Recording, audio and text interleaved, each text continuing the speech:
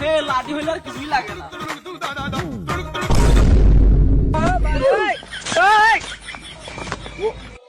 ও মা ও এর লাঠি থাকা তো লাগলো রে, এর কি গাছ রে?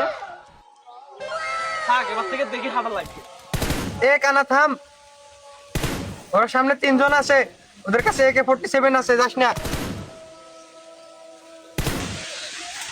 কি রে আমারে কইলো নাকি? এ কানা বস বস বস বস, নাহলে মারি ফেলাবে তো, বস।